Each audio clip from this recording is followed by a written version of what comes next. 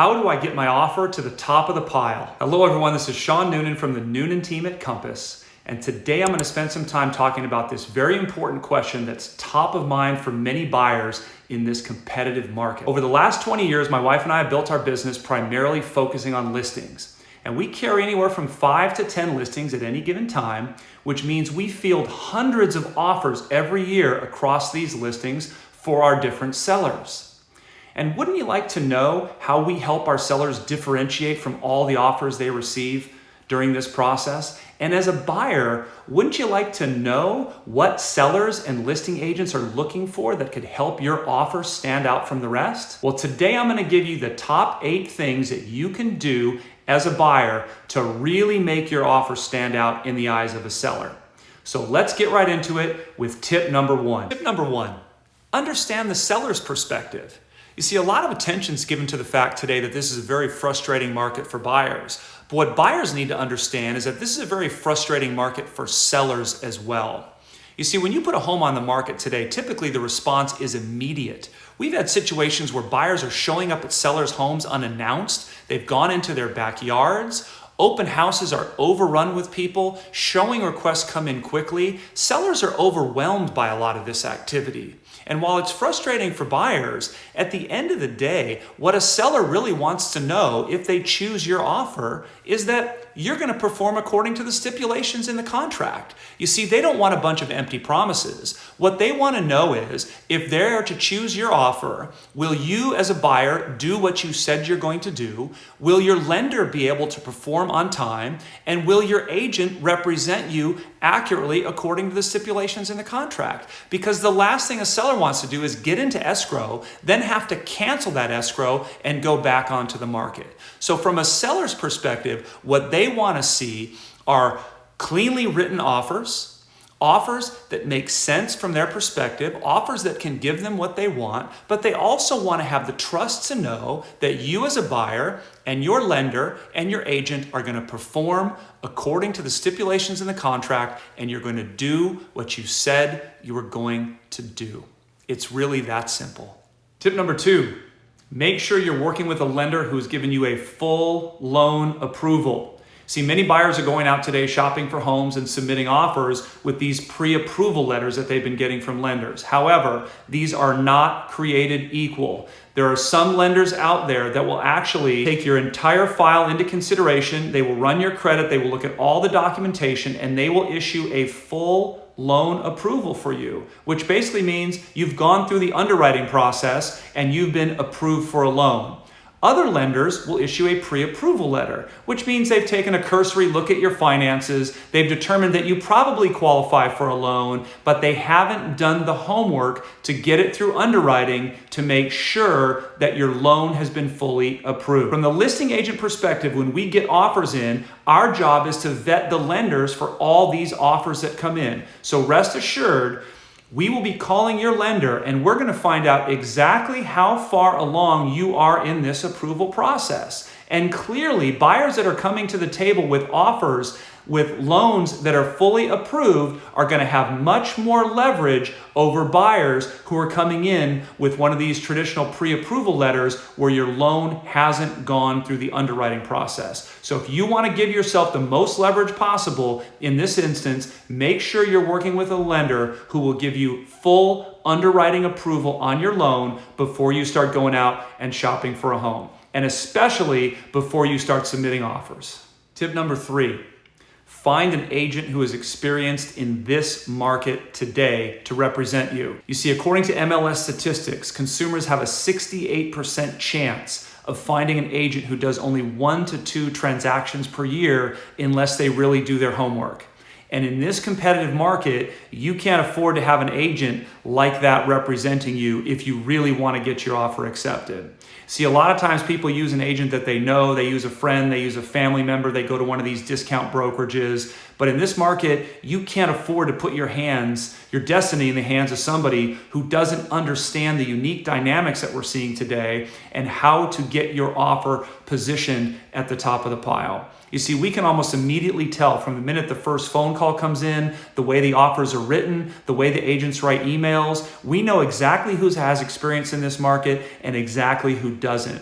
And to our sellers and to any seller, it gives them a lot of confidence to know that the agent who's representing the buyer has experience in dealing with transaction in today's market. So if you want a significant advantage in this process, make sure you find an experienced agent to represent you. Tip number 4, make sure your agent calls the listing agent before you submit your offer. And in this phone call, you want to do 2 things. Number 1, you want to find out what the seller is looking for. You see, many buyers and their agents mistakenly assume that all sellers want the same thing. They all want the highest price, or they all want the shortest escrow. When in fact, a lot of times there are many little subtle things that a seller may be looking for that would make your offer more appealing. The only way you're going to know what that is if your agent calls the listing agent and asks the question. It's really that simple. And you think all agents would do it, but I can assure you that most of them don't. You see, many times we get offers sent to our email completely unannounced. We have no idea who the agents are. We had no idea an offer was even coming in. But I can tell you it goes a long way towards creating rapport when we get a call from a buyer's agent prior to receiving an offer, letting us know what the seller's looking for, or asking what the seller's looking for, number 1, and number 2, letting us know we'll be receiving an offer. Because the second thing this phone call does is it starts to establish rapport. Anytime you're going to put together a deal or a transaction between buyer and seller, the agents need to establish rapport. There has to be good communication involved, and there has to be trust. So by setting up the transaction with this phone call goes a long way towards helping you as a buyer get your offer to the top of the pile, especially if you can craft an offer that gives the seller a lot of the things that you know they're already looking for. Tip number 5, you have to adopt a play to win mindset. And when you find a property that you like, that fits all the criteria that you've got, when it checks all those boxes, you need to really decide how much you're willing to pay for that property. And the question I always like to ask is, if someone else paid $1,000 more for that home, would you be okay with it?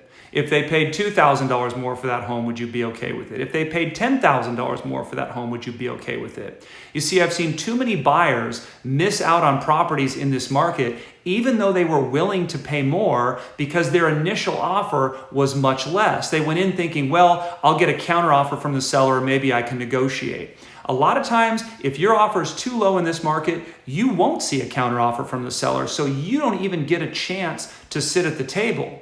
So our recommendation is decide what you're really willing to pay for that home and make sure your first offer is representative of what you're willing to pay for the home.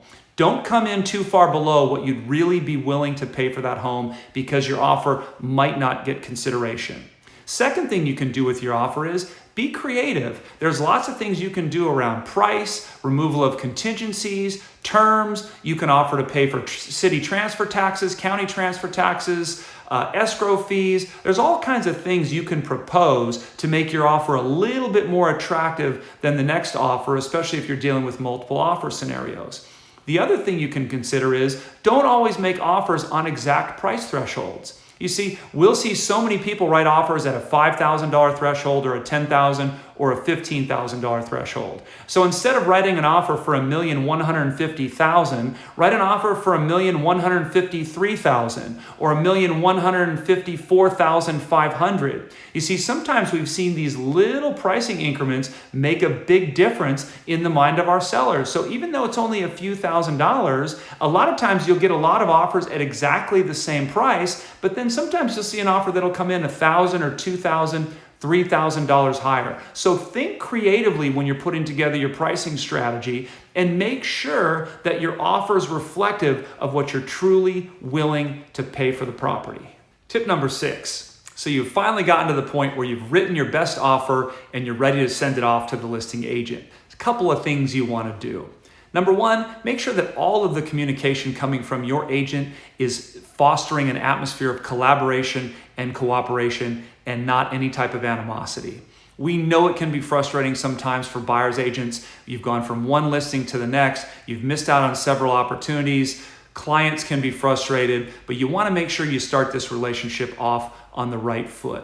Number two, make sure your agent includes a summary of the terms of your offer in the body of the email when they send your offer over. Now, sounds like a very simple step, but keep in mind as listing agents, we might be receiving 5, 10, 15 different offers on this property, and it certainly helps us keep things organized if we get a summary of the terms of your offer with your offer. It also makes it a lot easier to present that to our clients. And so good communication, clear communication, a concise summary of your offer helps us out an awful lot throughout this process. Remember, we're fielding multiple offers. We've got buyer's agents calling us. Everybody wants to know what's going on. So good communication from your agent, fostering an environment of cooperation and collaboration, and a clear, concise summary of your offer in the body of an email goes a long way. Second thing we've been doing for our buyer clients is we've been filming a quick video. Shoot a video, introduce ourselves, go over the summary of the offer to the listing agent and send that along with your offer. Goes a long way towards building rapport. We get to meet the agent, we get to learn a little bit about them, we get to understand the terms of your offer as a buyer, and I can assure you that this will help elevate your offer towards the top of that pile.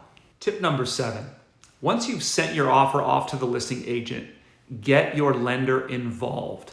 Have your lender pick up the phone, be proactive, reach out to the listing agent and talk to them about you, your qualifications, and your ability to close escrow on this home. The other thing that's very helpful is understanding the lender's process. How quickly will they order their appraisal? How quickly will they be ready for loan approval? How quickly can they go to docs? What's the process that the lender is going to go through? Because these are all things that we as listing agents have to share with our clients, the sellers, so they can make the best decision. And one of the biggest question marks once you get into an escrow is, will the lender perform? Will the lender be able to do what they say they were going to do? And one thing that goes a long way towards establishing this rapport is having your lender pick up the phone, talk with the listing agent. Now, we as listing agents are going to call your lender anyway. We're going to call the lenders on all the offers that we receive, and we're going to vet you, the buyer, to make sure that you're qualified and to make sure that your loan goes through. But it says a lot about you as a buyer, your lender, and your team when your lender picks up that phone proactively and reaches out to the listing agent to discuss your qualifications. And really, they're going to bat for you. They're going to make a case as to how good a buyer you are and why that listing agent should consider your offer strongly. Tip number 8, follow any instructions as they are given. See, a lot of times as listing agents, we have clear parameters of how offers should be submitted, where they should be sent, timelines for submitting offers, anything else we need submitted with your offer, and usually good listing agents will give very clear instructions. It's important that you and your agent follow these instructions to the T, because remember, the way you conduct yourself as a buyer and the way your agent conducts themselves during this part of the transaction says a lot about how you're going to behave throughout the escrow process. So, can you follow directions? Do you send offers to the right place? Do you call the right phone numbers? Do you include the right documentation that's been asked? Do you obey deadlines that have been indicated in the MLS or other sources? Make sure that you follow these instructions to a T. It's very, very important because a buyer and an agent who are difficult to deal with during the offer process are probably going to be difficult to deal with during the escrow process. And this can send a very strong message to a seller while your offer is being considered. Remember, what does the seller want? The seller wants a well-qualified buyer who's going to close on time and operate according to the stipulations in the contract. That's really what every seller wants. So do your best as a buyer and your agent to manage this process throughout the offer process. It will go a long way, I can assure you.